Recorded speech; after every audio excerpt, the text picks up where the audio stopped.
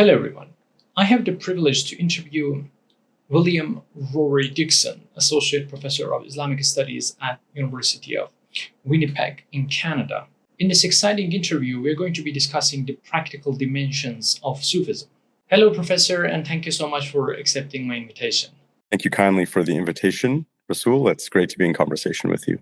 Thank you very much. Can you please give the audience a bit of a background about yourself, your research interests, your educational backgrounds? Sure. So my full name is William Rory Dickson. My parents named me, I'm not sure if this is a sort of British Isles tradition, but the middle name is actually the given name in my family. So Rory is what I was called growing up, and William is more like a family name. But I do publish using that full name.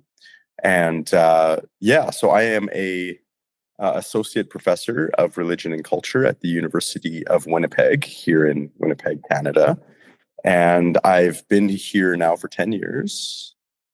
And my research focuses on Sufism. Initially, my first major research project that I undertook in my PhD program was a study of Sufism in North America. And so there had not really been a book written on the subject. There had been edited volumes that were produced looking at Sufism in North America and Europe and Sufism in the West, etc. But a monograph hadn't really been written on the history and practice of Sufism in North America.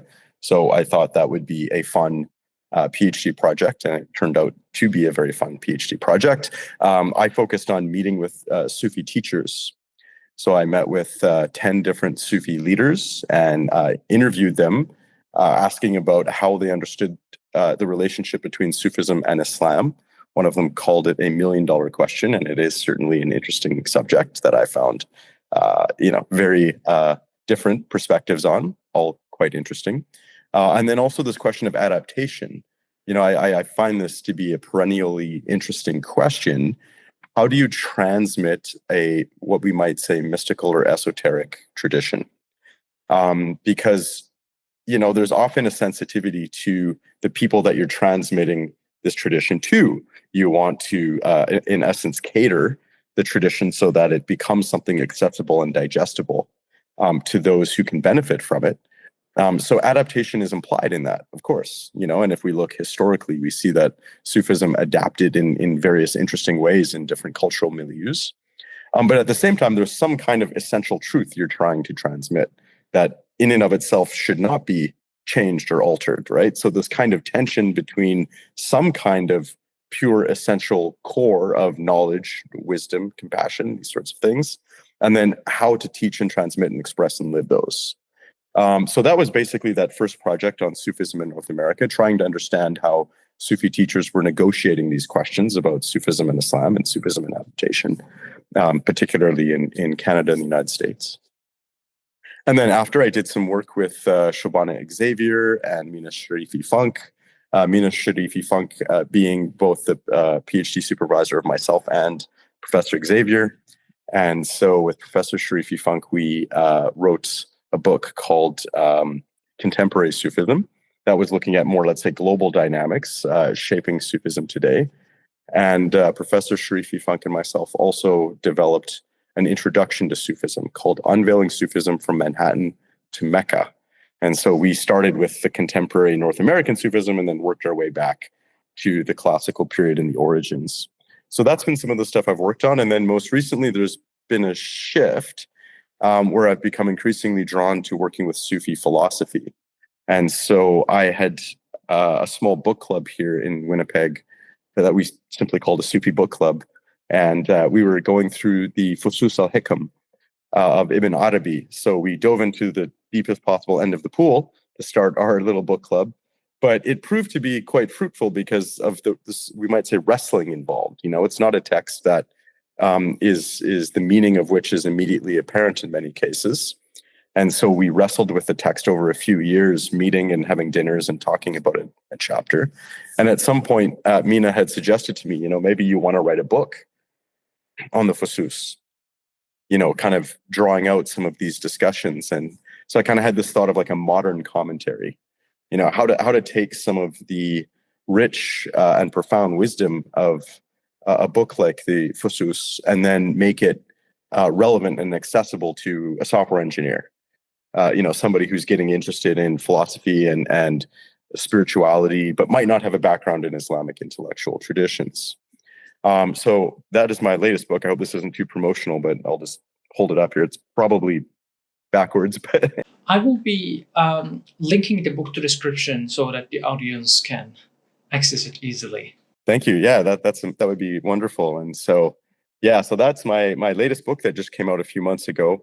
That does try to draw out some of the major themes of Ibn Arabi's masterwork, and then put it into conversation with the contemporary context and other spiritual philosophical traditions.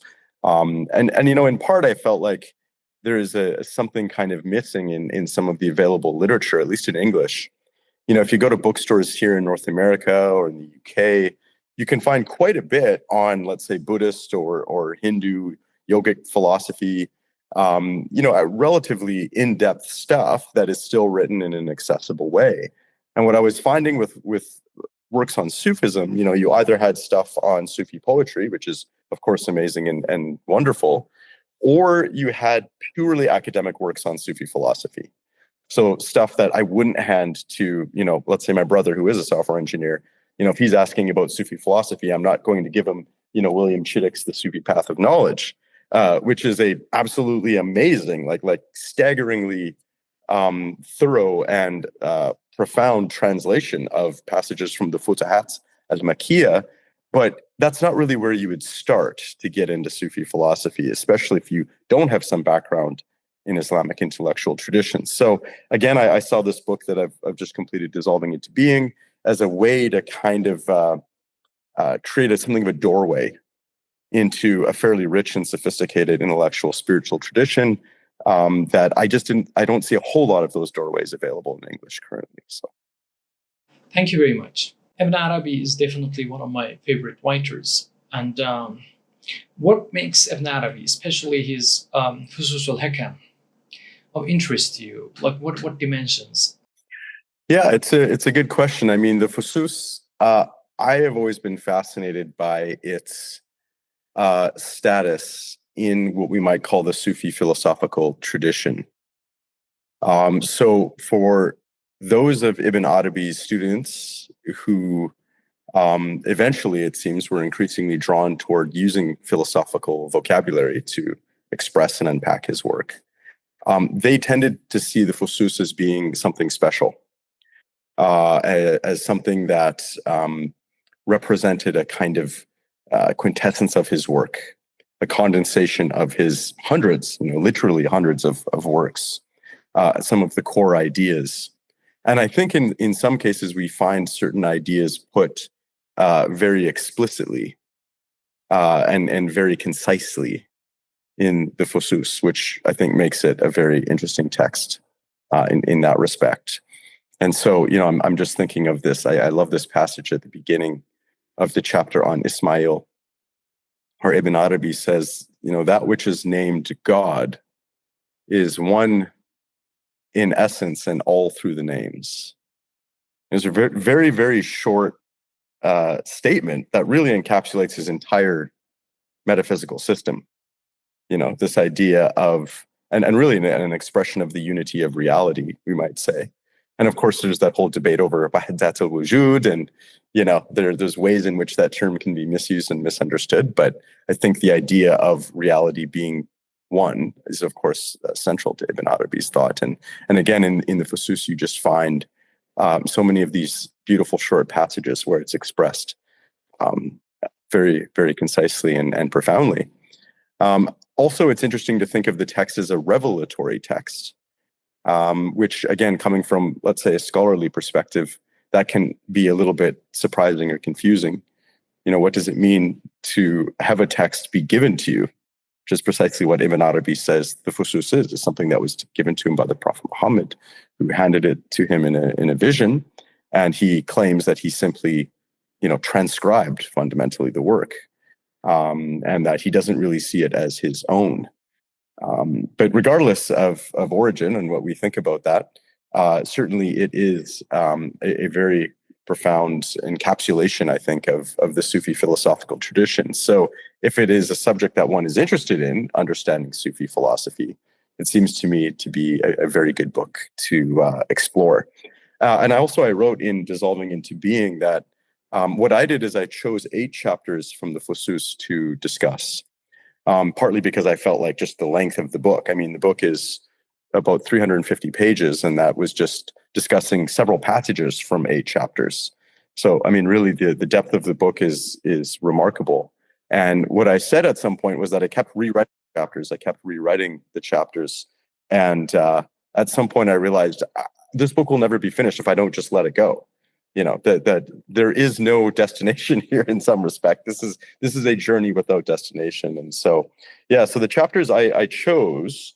And in part, it was because, one, I was going through the text and finding passages that jumped out and that I wanted to reflect more on. But I also felt like I wanted to have a kind of a balance of subjects. So I wanted to touch on some of the major themes of Sufi philosophy. And so I strategically chose chapters that allowed me to do that. So the 8 chapters are, first of all, what does it mean to be human? Adam's secret and the wisdom of divinity. So looking at the chapter on Adam, which is really one of my favorite. I mean, it's such a great description of the entire Sufi philosophical perspective. You know, and I particularly broke that down into looking at this question of wujud, or being or existence, in terms of God, the world, and the human being. And so seeing how sort of wujud relates to those, we might say, big 3 subjects of the Sufi philosophical tradition. The second one is called the Abrahamic Paradigm, the Wisdom of Love and the Mystery of Destiny. I was also really struck by Ibn Arabi's quite unique and at times counterintuitive discussion of qadr, of this idea of sort of predestination, free will. How does this stuff work? It's quite an interesting discussion. And then chapter 3, what does it mean to have a heart? Shu'aib and the heart's wisdom. So this was a chapter that allowed me to discuss Sufi notions of heart and spirit and self, and we could say Sufi psychology, and also the vastness of the human heart. I mean, this is one of the recurring themes of the Fusus, is the profound vastness of human nature and the potentiality of the human being to reflect the totality of reality. Few apparently really do, but at least that, we might say, Adamic potential is there. The 4th chapter is on Jonah and the wisdom of breath, compassion, remembrance, and life after death. So I really found the chapter on Yunus, or Jonah, quite fascinating in the Fusus. You know, this really beautiful passage about you know, David not being able to build the temple because he had shed blood. And so this idea, you know, really a critique of any kind of notion of righteous violence, but also some great discussions of zikr. And of course, speaking of the practical aspects of the Sufi path, I mean, I think, you know, dhikr or zikr is about as good a place as one can go with that as any. And then also this question of life after death, which again, Ibn Arabi has such an interesting take on the next life being an externalization of the soul. Then I moved to the question of knowledge. Chapter 5 is called What Do We Really Know? The Transcendent Wisdom of Elijah, Enoch. And so this idea that Elijah and Enoch are one figure, it's a very interesting esoteric idea. And so I got into that question, Idris and Ilyas. And also what I found interesting too was that the Sufis, and Ibn Arabi in particular, had articulated quite well, we might say, a plural epistemology. The idea that the human being has various faculties of knowledge. And one of these faculties being the faculty, we might say, of the heart. And that certain kinds of knowledge about meaning, about love, about God, can only be accessed through the heart. But of course, this faculty can be trained, we might say. And it can be a faculty that is untrained and can actually obscure knowledge of these things. So this notion of a plural epistemology I found quite interesting. and different ways of knowing. Then chapter 6, I called Things Are Even Stranger Than You Think, Moses and the Wisdom of Sublimity. Just to help some audience who have not read Ibn Arabi before, can you please elaborate the point on Ibn Arabi's point on Idris? Because that's a sensitive chapter.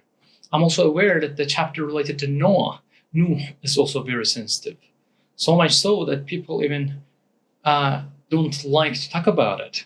Yeah, I mean, I guess I could say a little bit about it. There's this interesting idea of an immortal, which is strange. I mean, it's a strange idea, and certainly one of the things that some Muslims have had an issue with with Sufis is this notion of being able to communicate with beings after their death. That even this idea of the Prophet Muhammad, peace be upon him, being alive in his grave. And in some ways, the daily salat, the daily prayer, Salamu alayka ayyuhan nabi, like peace be upon you, there is a kind of a direct communication. And so there's some sense that the prophets are alive praying in their graves, as I believe a hadith puts it. And so there is some understanding in the broader Islamic tradition that prophetic beings might still be alive in some sense and that we can communicate with them. But at the same time, Sufis see the awliya, the Sufi masters or saints, as also functioning like that. And then, of course, you get figures like Khidr, right? This idea of an immortal being that one can encounter anytime and anywhere. And so, yeah, I think that is something that Sufis have been quite comfortable with. In fact, I'm thinking of Naqshbandi tradition here in North America, where the teacher who I interviewed a few times, Llewellyn Vaughan Lee, and actually wrote a book chapter on his Golden Sufi Center for a work called The Varieties of American Sufism that came out about 5 years ago. And one of the things he shared with me was that he doesn't really see himself as the sheikh of his order. He sees his teacher's teacher, who they call Bai Sahib. He says he's still the sheikh. And even though he died in the 1960s, I believe, Vaughan Lee says that, he has to go into a state of meditation. And when he goes deep enough, he can communicate with the sheikh. And that this teacher basically gives him permission or not to take on a certain student. And his teacher, Irina Tweedy, said to him, I didn't train you at all. I knew that he would train you. And so he's felt like he's had this, and in the Naqshbandi tradition, I call it rabita, this heart connection with his sheikh, even though the sheikh has been dead now for 80 years. And so also we have this notion of an Uwaisi connection, right? Named after Uwais al-Qarani, and who was somebody who apparently knew the Prophet Muhammad, but never met him in person. And the Prophet was also aware of Uwais. They had some relationship, even though they physically never met. So this idea of an Uwaisi connection, or a connection between hearts and souls beyond physical form, is certainly something that you see in a lot of different Sufi traditions. But it's mysterious, it's strange, frankly. And I think for people who haven't had that kind of experience, it sounds just very, very strange. And people tend to be natural enemies of something that goes outside their comprehension, as the Quran says, actually talking about Khidr, right? When Khidr says to Musa, you're not going to be able to bear with me. How can you be patient with something that goes beyond your understanding, right? And that is a very, very important, psychological insight, that we tend to have a discomfort with things that go outside of our experiential range. So it's not necessarily surprising that you would have many Muslims over the centuries who had some discomfort with this notion of communicating with people through dreams or visions and what have you. But that being said, there still, of course, is some acknowledgement, like this idea that if you see the Prophet Muhammad in a dream, you've truly seen him. That's something that is, universally accepted by Muslims because of various hadith on that are fairly well attested. But, how far does that go? How far can these kinds of connections and relations go? And again, Sufism has had a real comfort with that kind of connection.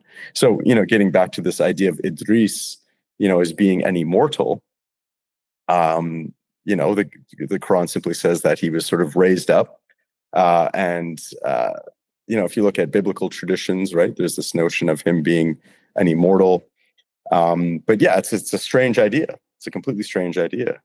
Fusus al-Hikam is a wonderful book. I've been studying it for a long time. And my favorite is actually the first chapter relates to Prophet Adam, which is basically a summary of the entire book. If one understands chapter 1, they basically understand the entire book in a sense. For me, like the other chapters are openings, elaborations on that chapter.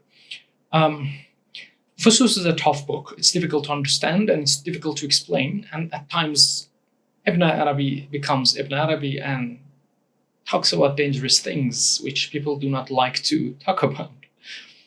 For instance, in chapter related to Noah, the discussions that he has, many have even refrained from explaining.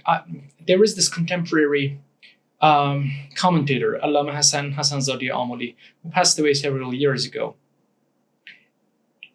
He explains all parts, especially like every chapter, but he comes to this chapter relates to Noah.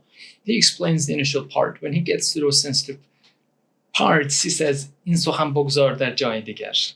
Let this discussion be marked for a later time. He refrains from answering the questions. He refrains from elaborating, giving comments on those points from the chapter. And that's Ibn Arabi. He takes very bold moves. His Fusus al-Hikam has been studied, although there are lots of points to be brought to light, but this Futuhat al-Makkiyah, that voluminous book, is still not studied properly. There are some works, but in-depth analysis, that's a very fertile ground. I really like the future research to go in that direction. Yeah, so the 6th chapter is on the story of Moses. And again, I drew out certain passages that I found intriguing from that. And then dealt with certain themes, one being this idea that love is the reason for the world's creation, which is something that you see discussed in that chapter. Also, this relationship of Musa and Khidr, and also the question of the relationship between prophets and saints, or Nubuwa and Walaya, which is very interesting. And so those were some of the themes I covered there. The 7th chapter is called Between Divinity and Humanity, Jesus and the Wisdom of Prophecy. That was one where I looked at this relationship of Sufism and Sharia because of this question of the relationship of spirit and law in the teachings of Jesus. I also looked at this question of the relationship between spirit and matter, or you might say consciousness and physicality, the mind-body problem in philosophy, which proves to be completely intractable. And it's probably not solvable, even though we've thrown a lot of research and money and science and philosophy at it. We still haven't got very far, and I think there are some good reasons for that. So I discussed that, and then the final chapter is called Muhammad and the Wisdom of Singularity, Marrying Sense and Spirit. And this really looks at, you might say, the Muhammadan spiritual paradigm, which is really, I think, one that integrates all aspects of life and really appreciates the wisdom of the spiritual through the sensual, right? And in particularly, if we look at the hadith about the Prophet Muhammad saying, 3 things from your world were made beloved to me, and women or romantic relationship, scent or perfume, and prayer, embodied prayer. And so all of these things involve the body, but are doorways to spirit, and so seeing the wisdom of the things of this world and the beings of this world as doorways to spiritual wisdom and understanding. And so those were really the chapters as I looked at them. And again, there's so much. And even in those chapters that I chose, I was only able to translate a few short passages and then, discuss what I thought were some contemporary relevance and contemporary points of interest. So yeah, that's kind of what I did with that book. There are so many paradigm shifting discussions in Fusus al-Hikam. Makes it a fantastic book. One of the striking things about this work is he changes paradigms, of course, but even at the preface of the book, like Khutbat al-Kitab, he subtly points to things and moves on, and people like these things as if they're anecdotes. He talks about the Prophet giving him the book, period. But that is huge. He's binding prophethood. He's putting prophethood at the center of his metaphysics. That is paradigm shifting. He's not just saying, okay, I had this mystical experience, and I'm combining it with reason. He doesn't do that. He says, look, the Prophet gave me the book. He gave it. The entire book. I'm just doing dictation here. And that changes everything. That's a huge point. Or literally the first sentence of the preface.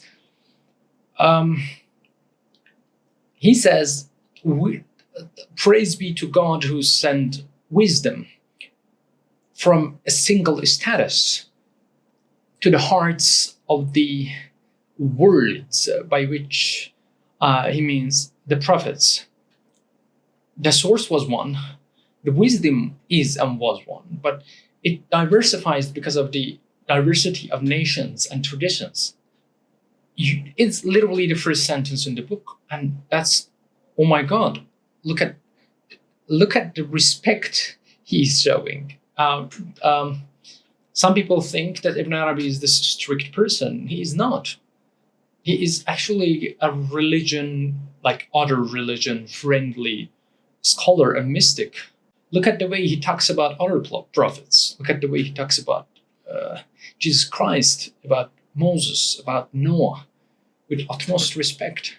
His pluralistic view towards religions and prophets is amazing. Of course, he prioritizes the Prophet of Islam about the other one, a tradition he's grounded in. But he still has that pluralistic mentality. One of the fantastic points about Ibn Arabi is that, like, I wrote this book in 2022, Ibn Arabi's Doctrine of the Oneness of Being, in light of Plotinus's and Knots. I wrote it, I finished it. After years, I had contact with Ibn Arabi texts in the meantime, but now that I'm drilling back into the book, because I'm working towards the second edition, reconstructing the entire work, I noticed something fascinating. And the point was how metaphysical, how philosophical Ibn Arabi can become. Generally, people see him as just a mystic, as just a Sufi. He's not. In the first chapter related to Adam, he comes, like, towards the middle of the chapter, all of a sudden the discussion shifts to universal, umur kulliya, from fixed entities, ayana thabita. What happened there? This is not just a Sufi topic, it's a philosophical topic. He's talking about universals. Universals is not the matter of concern for Sufis. It is that of the metaphysicians and philosophers. And this makes Ibn Arabi, in a sense, a metaphysician, a philosopher, a theosopher, however you name it, one who possesses hikmah, a theosopher in that sense, but a metaphysician. Ibn Arabi is a serious philosopher. Like, his philosophical aspect has been, it's overshadowed by his mystical side, but he is a great philosopher. If you have any remarks about Fusus, about these matters, let's hear you. Otherwise, I'm going to be asking my next question. Yeah, I mean, I thought it was a good point that you mentioned about, and I think Ibn Arabi does this in such an interesting way, this sort of inevitable unity and diversity of human religion and philosophy, right? And even the title itself, right? A fas being something like a bezel, where it's shaped according to the jewel, right? And so even though you could say, wisdom is one, reality is one, truth is one, it's inevitably understood and expressed in unique ways by people who are situated in a particular time and place, tasked with communicating with particular communities, with their own stories and narratives and worldviews.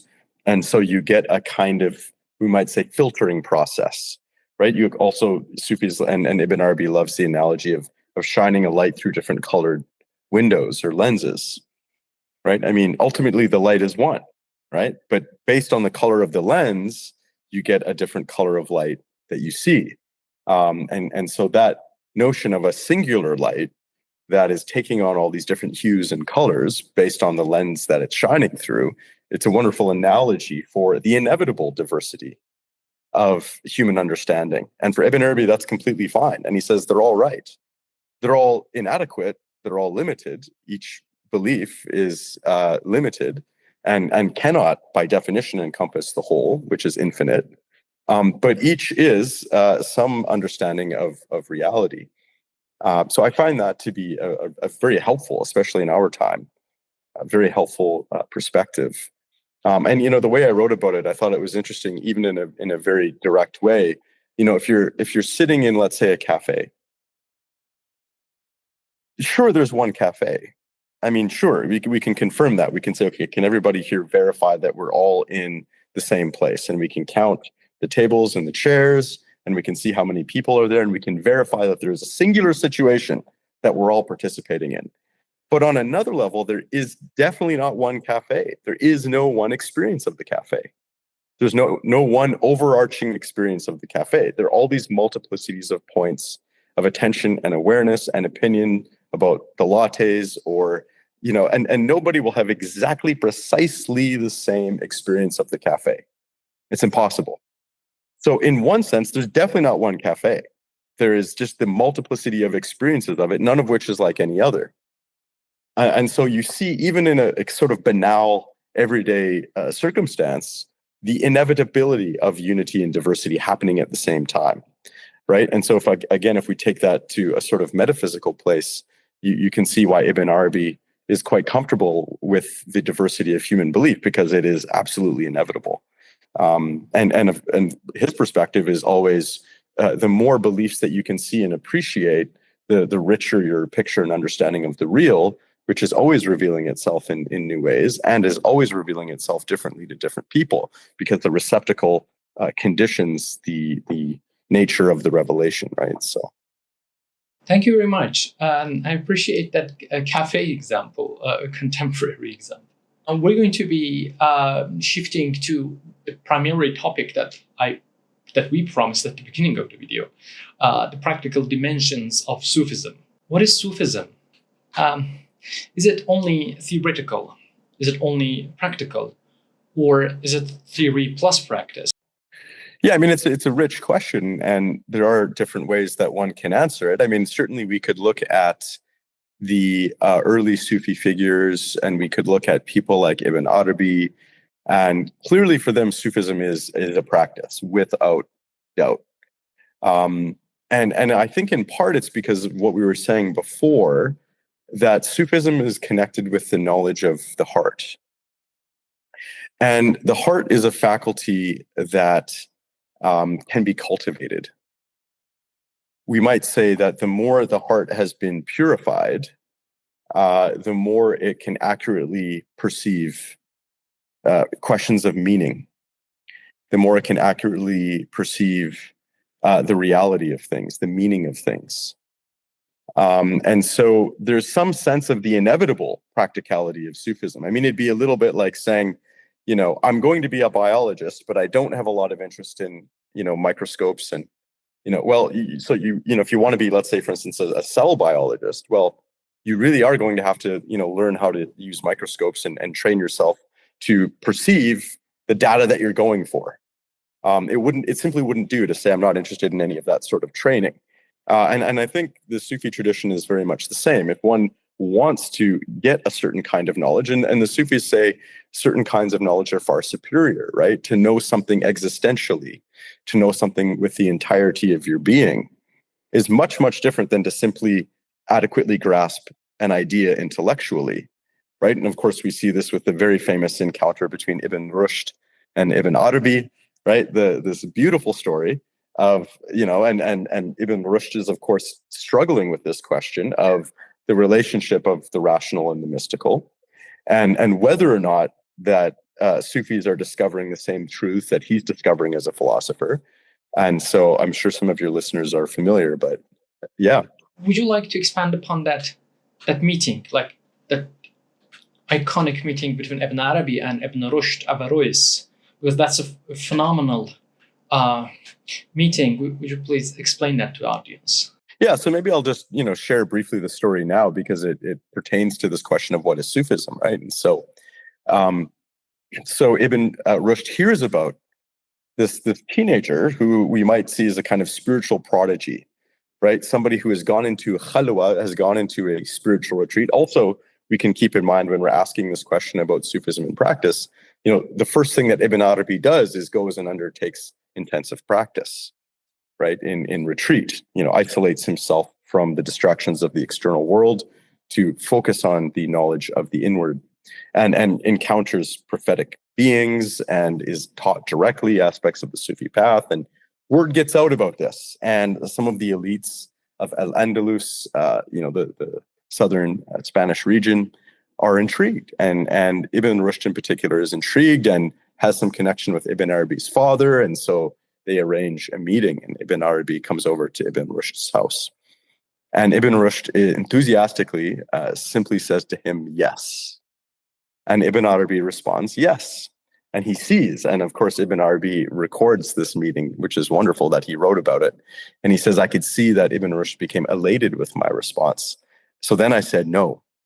And Ibn Rushd became concerned and clarifies the exchange and says, is what you have found through unveiling, through spiritual experience, direct tasting, is it the same as what philosophers like me discover through the application of rational thought and investigation? And Ibn Arabi says yes and no. Between the yes and the no, heads go flying off of their bodies and spirits take flight from matter. And so if you think about that, and of course Ibn Rushd has a strong response, he takes a prayer of refuge in God and appears to be somewhat disturbed by this. But what Ibn Arabi appears to be saying is that there is a radical difference between knowing something as information and knowing something with your being. We might say existentially. Right? We can also think of this as transformational as opposed to informational knowledge. And so I think that's one of the reasons why Sufis have said that practice is a must, because to get some of this kind of knowledge, one actually has to engage in the practice and purify the heart, we might say, so that it is able to have these kinds of perceptions and encounters that otherwise humans tend to be veiled from. So yeah, thank you. That's really a phenomenal meeting, and thank you for summarizing it. The first time I read about that meeting was years ago. I didn't understand it because it's cryptic, and studying it a little bit, it was awe-inspiring. And then I looked back into chapter 1, and there were hidden things in chapter 1 that Ibn Arabi says moves on and we generally don't notice. He has that iconic yes and no everywhere. He doesn't usually say 2 no's, doesn't usually say 2 yes. This is 1 yes, 1 no. And that 1 yes and no is also present in his chapter 1. He says, building on the Quranic verse that says, we have put our science, God says, on the horizon and within yourselves. Building on that, he says, given that there is this sharedness about the divine names and attributes and the human and all created beings being manifestations of God's names. To know God, we need to contemplate ourselves. We need to contemplate the world. Literally, he says, contemplate the creation. Again, echoing the Quranic verse. And what kind of knowledge does that give you? Well, here, I suppose it's mostly rational. I look at the created, and from there, I make inferences back to the creator. But a great question here would be, what would be the result? Would that knowledge be positive, or perplexing. And I think it will be a combination. Here we have, you're going to do philosophy, start from particulars, moving to universal, starting from created to move toward creator. But it will not work all the way up to the essence. It will lead to what is called in Sufism hayra, that is bewilderment. So, but like not getting into that much, but the point was you obtain divine knowledge in this framework, no matter what the magnitude of knowledge, no matter what the magnitude of that knowledge will be, you receive knowledge. Fine, let's put it on the one hand. Then immediately in the next following that, he says, the divine will be in eternal veil. He will never be seen. What happened? You were just saying that we do understand. We have the knowledge of God. You're saying the divine essence in its ahadiyya stage, in its absolute non-delimited stage, cannot be understood in any way whatsoever, because it requires sharedness, and we share nothing with the essence. We don't share essential necessity with the divine essence. That's why we don't understand it. We cannot have the knowledge of it. So, one, no. But before, he said, we do understand God from his names and attributes, through the manifestations, through the embodiments of his names and attributes. So he says yes here, one yes, one no. And that's not a coincidence he is designing the chapters like that, or he's being dictated like that. And so, yeah, that reminded me of this yes and no. I'm sorry if that took long, but yeah, that's a fascinating combination he has there. And it's, in a sense, it's kind of a reflection of his meeting with Averroes. Yeah, I mean, and I find that interesting too. And one of the things that Ibn Arabi seems to focus on in several places and in many of his works is this idea that one only knows God through oneself. You know, and so what that means is it's a little bit like saying you look at reality through a self-shaped window, and so there is an inherent limitation there, and so there is knowledge that can be had, but certainly, yeah, with the essence. I mean, also it's interesting, you know, thinking about this question of wujud and being. You know, it can also help us appreciate why there's a sort of a yes and a no. On one level, all we ever know is being. Right? We're beings, and everything that we see around us is being. I mean, if it exists, it's being. So of course, being is the most obvious of all things. And it's arguably all we ever know. But we never know being as such in its essence. We only ever know beings, which are limitations of being. You know, each being is a profound limitation of being. They're finite. Being is infinite, undefined, unlimited. But we never know it. You know, we only ever know its manifestations. And so, one, it's the most obvious of all things. And Ibn Arabi and his commentators would say this. Of course, this is one of God's names, Zahir, which I love that this name is in the Quran, because it's like the obvious, the visible, the apparent. It's a very explicit name. There's no getting around that. You know, and certainly if you think of being, if you think of God as wujud, you know, all you ever know in every single moment of your life is being. That's all you're ever experiencing and knowing and encountering. And nothing is outside of it. And nothing could be anything but it. And yet, being in and of itself is the most hidden and the most mysterious, the batin.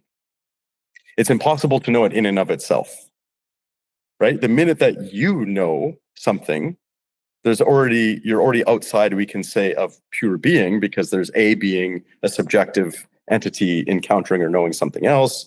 And so you can kind of see how, if we start to think about this relationship of being and beings, why there's a very interesting obviousness and mystery to the question kind of built into things, right?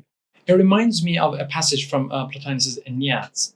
Plotinus says, when the soul wants to know the one in its own way, which is doomed by subject-object duality, because of this constraint, because of this limit, the soul misses the one and falls into multiplicity. Even when discovering the one through the intellect, the soul cannot distinguish, that I cannot realize that he has found the one. If moving by knowledge, he says that one needs to transcend knowledge to understand the one. And Pierre Hadot, in his magnificent book, Plotinus, or the Simplicity of Vision, sheds light on this,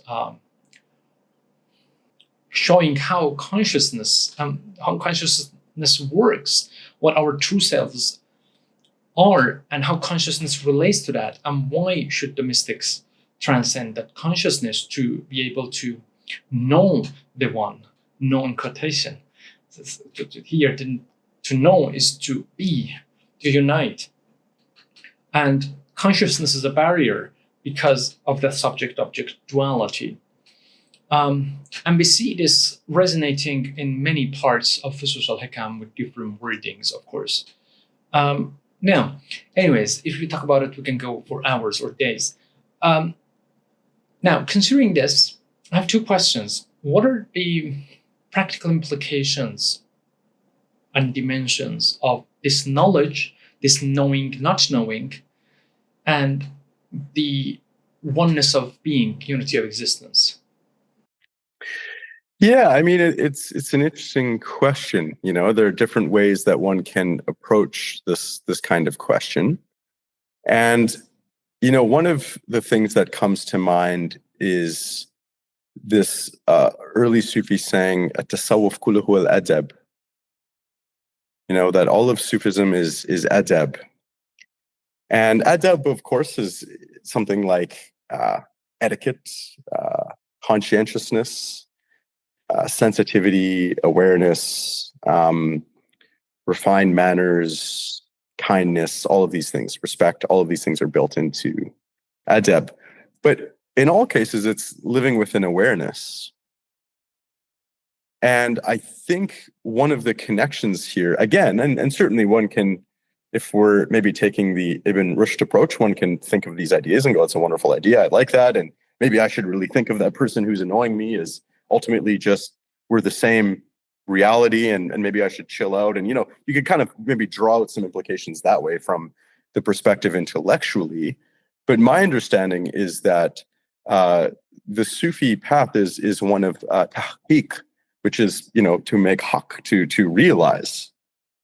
And that's a different, I think, level of understanding than simply going, oh yeah, that's a cool idea, and I wonder what some implications might be. And so I think one of the things that can happen, let's say, for instance, somebody engages in something like khalwa, you know, they go into retreat in their dhikr. And so, you know, if we're in a state like that, what essentially I think is starting to happen is, and this is one of the reasons why I call this book Dissolving into Being, is I think really the human self gets in the way, we might say. So this idea of tahqiq, or realization, to make real, to realize haqq, truth or reality, partly requires the human ego to get out of the way.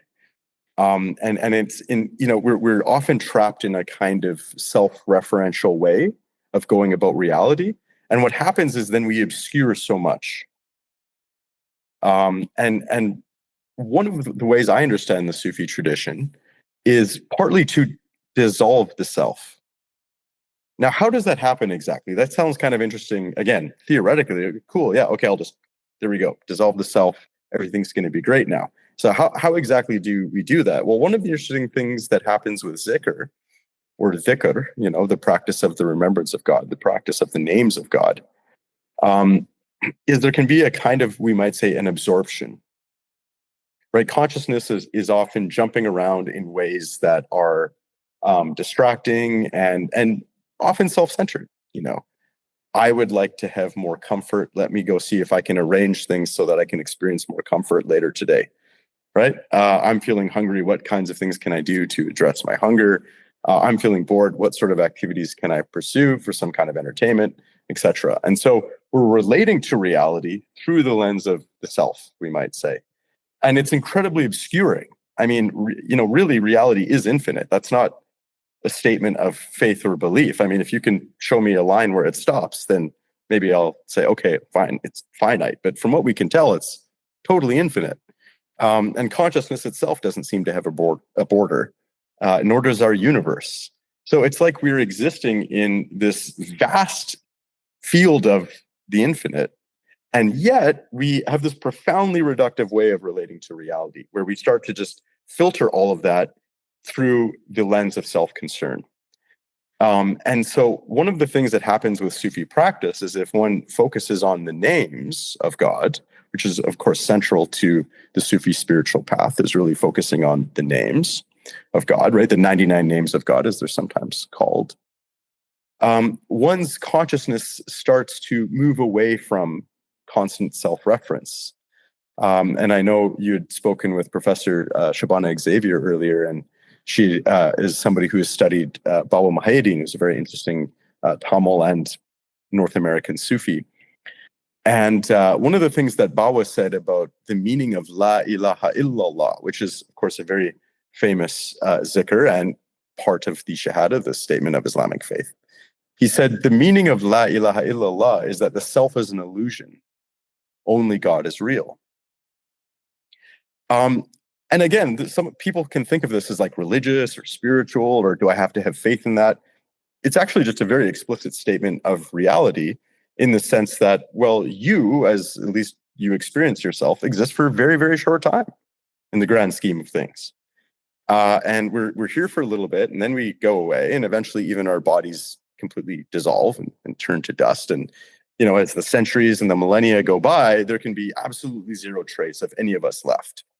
So then there's this question of how real were you in the first place? What is actually real? If everything that appears to exist only appears for a short period of time and then is in a state of disappearing, what is the real? What is actually real throughout all of this? And so, La ilaha illallah would be one way of focusing the attention and the consciousness away from the appearance of things, including oneself, to the reality, to the real al-Haq, right? And so being in a state of awareness of al-Haq, you could say, is tahqiq, is realization. And when that happens, self-reference can dissolve. One can get away from constantly thinking about oneself and one's concerns. And interestingly, I mean, in terms of a practical implication of that, what that does is it allows one to become something of a vehicle or a lens, right? And Ibn Arabi talks about this explicitly, that the light of the real can shine through certain lenses much better than others, because those lenses have become clear. In a way, those lenses have become absent. There's an absence there. There's not something, a presence blocking. There's kind of an absence, which allows for the light of the real to shine through unencumbered. And so practically speaking, if one is able to consistently dissolve this state of, we might say, ego or self-reference, the names of God, the qualities of the real, are able to sort of flow through in an interesting way. And one is able to give wisdom and love and insight, or whatever is needed for those around one. Right? One can exist as an Abdullah, which is, the station of Muhammad, which is the whole point is to become a servant, really, right? To serve the real through creation. And so to me, there's something incredibly practical about finding ways to, dissolve constant egoic self-reference in living, because one is available to others in a much richer, open way. And also you can really see others. We often only see others through that filter of egoic orientation. What are you to me? Are you something of interest or benefit to me? Or are you something of threat or harm to me, or what have you? And again, profoundly reductive way of experiencing reality. So yeah, just a few thoughts on that. That's fascinating. And I'm really happy that you brought that up, that self-discussion is really, really important. I've been teaching Shams Tabrizi's Maqalat, and in one of the discourses, Maqalat means discourses for those who don't know Arabic and Farsi, In one of the discourses, Shams Tabrizi says, he criticizes those Sufis who say, I grant myself to you, O God, as if they're doing something very, unique. Genuinely, it's fine. He's criticizing, first of all, superficiality. Second, a specific point here. He says, who are you to grant your soul, yourself to God? It was God who gave it to you. Your entire existence is a borrowed existence. It's a contingent existence. So who are you to say, I'm offering it to God? You don't own it. God owns it. So you're just giving back what was given to you. So don't think that, don't be so arrogant. Don't think that you're doing something special here. One concept about which I always complain is fana fillah. Many translate it as annihilation in God. It's just terrible, terrible translation because it is misleading. It's better be translated as self-transcendence because when we say fana fillah, annihilation in God, it brings like the misnomer that there is this ontological perishing while human beings in this world and unites with the one that they perish. There is no such thing. It's just that epistemic unawareness. The mystic is so absorbed into the divine that they are not aware of their individuality. That divine love is basically makes them what Rumi calls drunk. So if you have any points about this, I think the audience would love to hear. I mean, one thought comes to mind is that Ibn Arabi says, you've never had the whiff of existence. Like you never cease to be non-existent and God never ceases to be existent. Yeah. So in some ways, fana, one could say is simply the realization of the reality of the situation, which is it's not as though you existed and then disappeared. You didn't exist in the first place. And you're simply realizing that. But of course, you realizing that, there can be no you to realize that. As long as there's a you realizing that, you're not really realizing it. So that's also kind of an interesting idea that certain kinds of knowledge the knowledge exists, but there's no one there to know it. Otherwise, it's not really that knowledge, right? So there's something kind of fun and paradoxical about that. Yeah. Thank you very much for that. Now, what are some practical dimensions of Sufism? Yeah, I mean, again, I do think of this idea of adab, and I think this is actually really a really important point, and it's important actually for seekers, because spirituality has something kind of amorphous to it. It is a realm of life that is rich in the possibilities of deception, right? I mean, I could simply show up to a room and make something up. I could say, yes, a great sheikh. You've never heard of him. He's very secret. He's in a cave in a mountain somewhere. He's one of the qutubs. He's one of the greatest, most realized of the saints. And he's made me his representative. And somebody might believe it. Go, oh, wow. Okay. I guess we have to listen to what this guy says, and I could say, I've had these dreams and these visions and here are my teachings. And, so there's so much room for deception. And unfortunately, we see this in the history of we might call mystical spiritual traditions all over the world. There's a lot of charlatanry, a lot of people who clearly see the possibilities of taking advantage of others through claims to spiritualization. And the other thing I've found too is that one of the things that Sufis worked on, practically speaking, was really the we might say the development of virtues, the cultivation of virtues, right? This idea of embodying the names, actually living the names of God, right? Takhalluq bi akhlaq Allah, right? Which means sort of coloring oneself with the colors of God, characterizing oneself with the character trait of God. I have a great question for you. How does Sufism relate to morality? How are these related? Are they related? Can a Sufi not engage in morality, both theoretically and practically?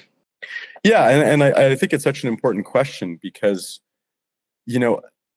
unfortunately, some kind of spiritual experience and wisdom is possible for people to encounter, even if they're not particularly ethically developed. And this can be an incredibly confusing thing. This is where you get, I call it in this book, dissolving into being the sort of half-baked, spiritual teacher, which can be found all over the world. And it can be a very real problem for people because of the confusion that sets in when they realize that this person does have some interesting insight or spiritual power or charisma, but it might not be fully integrated into a mature, ethical, balanced self.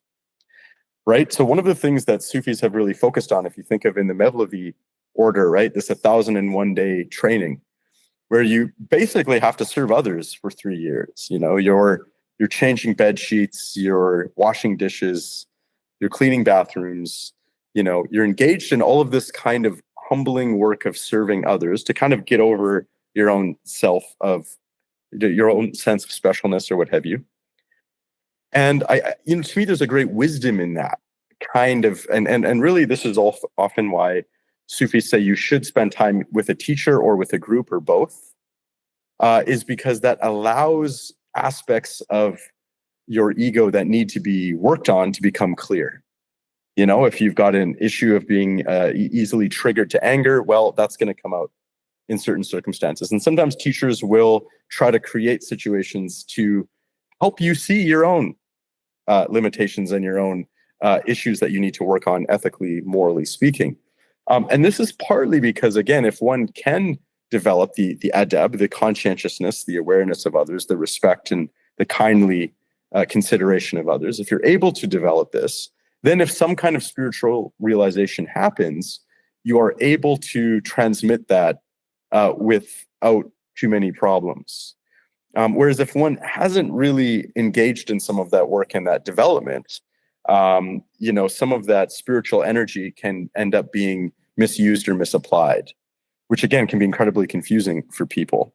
And I think this is important when we're also thinking about a group or a teacher. To me, as again, if tasawwuf kulluhu al-adab, if all of Sufism is adab, that's really the pay dirt. That's what you look for. And in my experience, the realized teachers are incredibly aware of others and are incredibly kind and compassionate and thoughtful and caring and respectful and go down the list. And it's remarkable. I mean, and if you spend time with them, you feel like a better person, right? Because people our consciousness, like our bodies, are fundamentally contagious. Consciousness is contagious. That's maybe one of the reasons why Sufism has things like, spiritual conversations, sohbah, right? Why companionship with the teacher is so important. Why companionship with people who are trying to practice the path is so important. It's because our consciousness, our way of being is absolutely contagious. If you're around somebody who's always angry and shouting, I guarantee you will find yourself quicker to anger and you might be raising your voice a little bit more frequently. If you're around somebody who has a gentleness of presence and a softness and a kindness in their nature, you'll find yourself being like, oh, I feel like I'm absorbing some of that, right? So I think ethically, morally, cultivating these virtues, cultivating a way of living the names of God, of living forgiveness, of living patience, of living gratitude, all of these things. I mean, one, it's just a better way to live. I mean, you could just say, simply put, it's a better way to live. But two, what it allows is if any kind of spiritual realization happens, you've got a healthy container for it.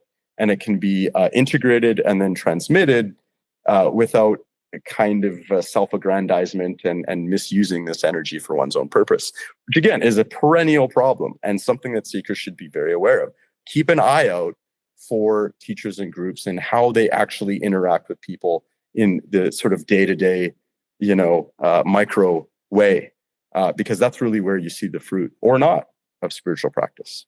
That's a fine point. There are, especially today, some spiritual traditions that detach themselves completely from social norms, from ethics, morality.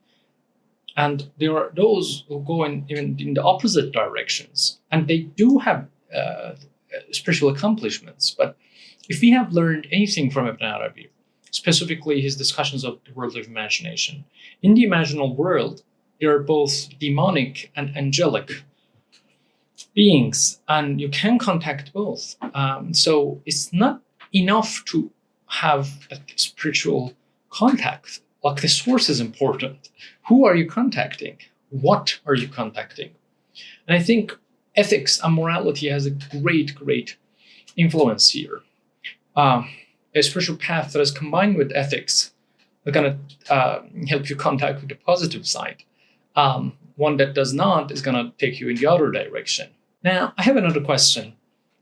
In Sufism, it is an established thing that the created realm is a manifestation of God's names and attributes. But we have been thinking of this all too metaphorically.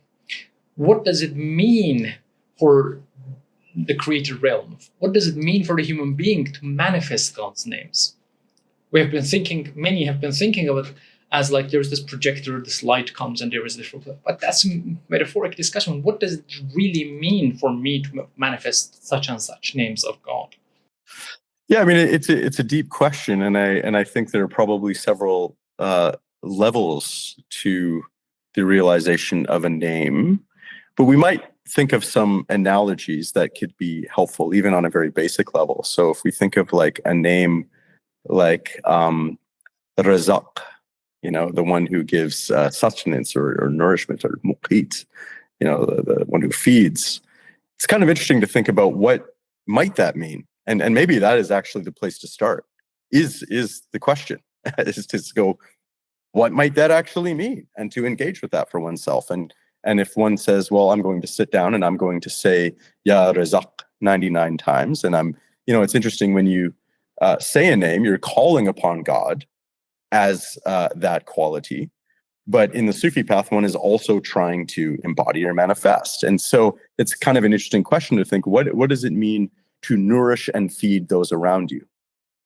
And to me, I think it's really important to realize that this is always meant to take place wherever you are, with whoever you are. There's not some kind of imagined place that one gets to when, okay, these are spiritual people and I'll be spiritual with them. All you have is your humble self and the humble folks around you, and together we're trying to figure some of this stuff out and live some of these ideas. And so to me, it would be, what kind of nourishment does somebody need? If you're with somebody, to ask, what about having that question? What kind of nourishment does this person need? And what might I be able to do to act as a vehicle of razaq? And different people need different things, right? Our beings, each being has different levels. And we need food for the mind, and we need food for the heart and the body. And Sufis have been wonderful feeders. Sufi teachers feed. I mean, physically, they make food, they give food, they share food. Think of Langar in South Asia with the Chishtis, which then the Sikhs, of course, have taken on, and this wonderful tradition of just like feeding people. And so literally physically making food for people is a wonderful thing. That's living that name. But also, what else do people need? What's emotional food? Am I capable of providing that? What might that look like? So that would be one example of taking a name, a quality of God as the nourisher, Razaq, and then asking oneself, what would it look like if I try to live that name? So sometimes a teacher might give somebody a certain name to work with because it might be a quality they need to develop further within themselves. But one can also, go through a book of the 99 names and see what one is drawn to and start to think about, okay, what does it actually look like to live this? Wonderful explanation. Beautiful. Thank you very much. Yeah, the reason I'm asking this question is that in pseudo-spirituality, especially these days, some people go like, okay, I can do whatever I like, whatever my ego, what my base self, whatever my nafs wants, and God will still shine through me. I'm not sure what shines through you, but that's not God. If God wants, if God is to manifest his attributes, let's say compassion, in me, I should be possessing that attribute. I should be embodying that attribute in me. Always. Even when other people get on my nerves. Am I able to react well? Am I able to show that I still possess that quality? Will I be able to apply it, or will I fail? So I think that spirituality without ethics is just not authentic. I would say 100%, and I've actually heard it put that if you want to see where you're at on the path, see if you find yourself reacting, being triggered by things like anger. When somebody says something that annoys you, if you immediately find yourself going, "What the heck are you doing?" If you experience that, still got a ways to go, and that the fruit of the path is more of a spaciousness, an ability to work with people in a positive and fruitful manner. And really, if you look at people like Hakim at-Tirmidhi, one of the early Sufis, who wrote about walaya, this idea of a wali or a friend of God. And he said, one of the things that is a surefire sign of a wali is that you feel a visceral sense of peace and love in their presence.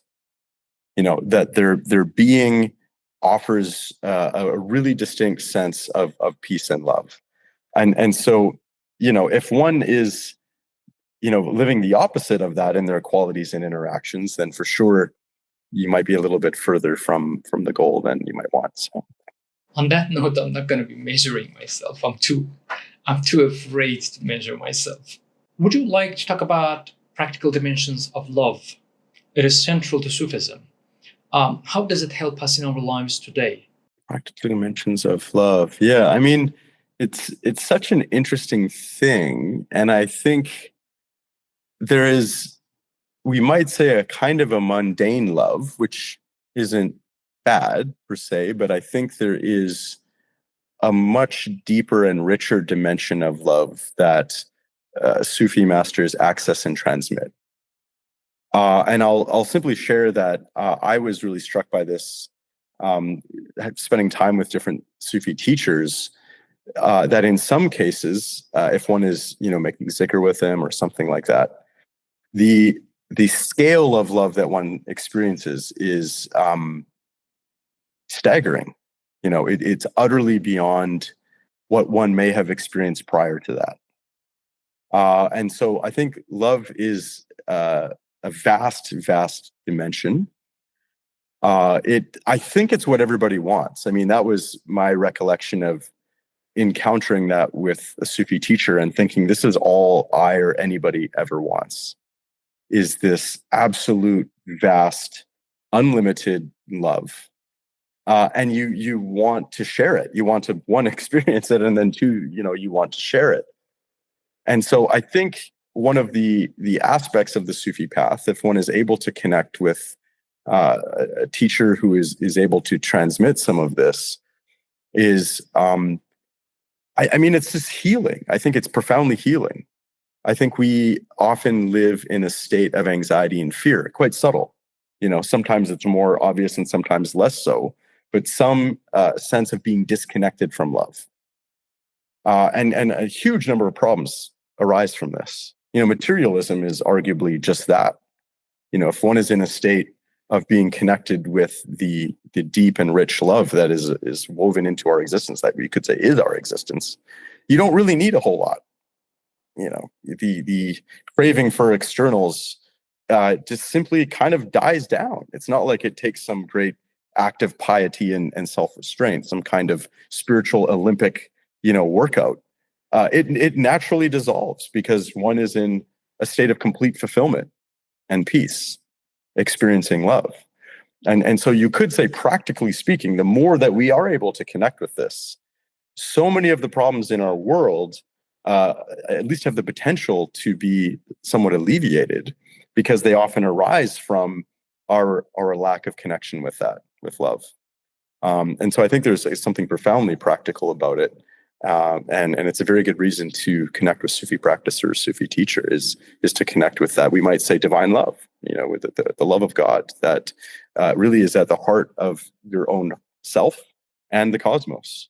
To echo Rumi, to reach the real love, by which he means divine love, one needs to go through the worldly love, the love for your spouse. not to distinguish the two loves, but the, the, the latter is a pathway into the former. The worldly love, in right, true, authentic framework, leads you to the divine. Would you agree with that? Yeah, and I mean, I find this is actually a very interesting subject when it comes to spiritual methodology. You know, the world is a veil over God. The world is a sign of God. You know, both are true, you could say, right? Every being is a limitation of being as such, right? So every being veils pure being, but every being is nothing but being. So it also reveals. We wouldn't know being except through beings. So everything in the world is simultaneously, you could say, a window and a veil. And so how do you relate to it is the question. And this, you know, in certain traditions, especially those that have a strong ascetic focus, you know, the world can be seen as a distraction, as a veil, as something that takes you away from awareness of God. So one distances oneself from the things of the world. And again, maybe the proverbial cave or what have you, retires to some place where they can focus on the inward or the real. Now, the Sufi path is interesting. I mean, there are ascetic movements, and Ibn Arabi himself had an interesting take on this. You know, he said, really, it's out of ignorance that people think you have to flee from the world. You know, and he's saying because the world is the very means by which you know God. Right. So the beloveds of the world, as you point to, are the path towards the real beloved. But he said, for some people, they may initially need to go into khalwa or retreat and to connect with the beloved within, to connect with the real. And once they're able to connect with the real, then they can perceive the real in all things. But if they're not able to do that, things can, of course, be a distraction or a veil. So it's partly up to us and how we relate to the things of this world. But certainly the Sufi path is, and the path of love in particular, the, you know, madhabi ishq, we might say, the school of ardent desire or love, is an approach that says, if you relate to it properly, whether it's a romantic partner or, you know, a sunset or food or whatever it might be that's beautiful in the world that you love, can be a vehicle to the one true beloved. You know, so I think that really is up to us. It's not so much that things are a veil or things are a window. You know, how do we relate to them determines what they are. Thank you very much. I have been asking a lot of questions. I lost the track of time. Sorry for that. But if you have any other things, we have covered already many important topics. But if there is any other thing you would like to add, let's hear you. Yeah, I mean, I think we can leave it there. I think that was an enjoyable and hopefully fruitful discussion for some of your listeners. And so again, I would like to thank you for the invitation and the wonderful questions. That really facilitates an interesting conversation. Thank you very much for your time, for once again accepting this invitation and for contributing to what we are trying to accomplish on this channel. And your insights were very helpful, and I'm sure the audience will love them. I hope we can have you again on this podcast. Sure. If another subject arises that sounds interesting to discuss, please do let me know. Happy. I hope you have a great day.